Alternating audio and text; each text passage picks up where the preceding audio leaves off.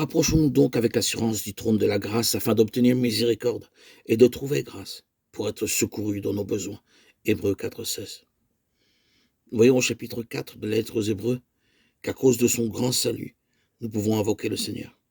Nous avons déjà considéré qu'en nous sauvant, Dieu a un dessein élevé et vaste, à savoir de faire de nous des princes et des rois de la nouvelle création à venir. Tous ceux qui ont été rachetés par le sang précieux du Seigneur Jésus Christ ont ce privilège. Et il chantait un cantique nouveau en disant « Tu es digne de prendre le livre et d'en ouvrir les sceaux, car tu as été immolé et tu as racheté pour Dieu par ton sang des hommes de toute tribu, de toute langue, de tout peuple et de toute nation.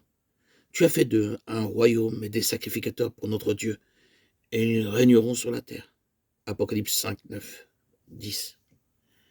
C'est dans ce but que le Seigneur dispense sa grâce pour tous nos besoins, nos insuffisances et nos faiblesses. Nous pouvons la recevoir en nous présentant devant son trône de grâce. Quelles que soient nos épreuves, nos tentations, nos afflictions et nos peines, sa grâce nous suffit.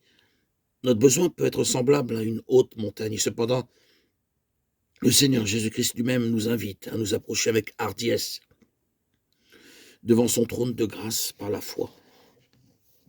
C'est pourquoi nous devons toujours apprendre davantage au sujet de la grâce de Dieu et comment nous pouvons nous en emparer et en jouir. En premier lieu, nous ne pouvons commencer la vie chrétienne qu'avec le concours de sa grâce, et non pas par quelques qualifications humaines. Dieu exige une justice éternelle. Il n'y a aucune comparaison possible entre la justice de Dieu et la nôtre. Aucun d'entre nous ne dispose de la moindre qualification pour recevoir ce grand salut.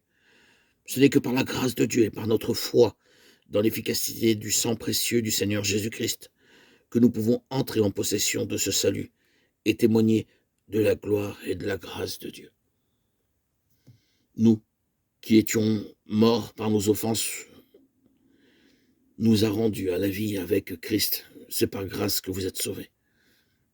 Il nous a ressuscités ensemble et nous a fait asseoir ensemble dans les lieux célestes en Jésus-Christ, afin de montrer dans les siècles à venir l'infinie richesse de sa grâce par sa bonté envers nous en Jésus-Christ, car c'est par la grâce que vous êtes sauvés par le moyen de la foi. Et cela ne vient pas de vous, c'est le don de Dieu. Éphésiens 2, 5 à 8. Paul en rend témoignage dans 1 Corinthiens 15, 10. Par la grâce de Dieu, je suis ce que je suis. Cela veut dire que tout ce qu'il a fait et tout ce qu'il a souffert pour le Seigneur ne le fut que par la seule grâce de Dieu.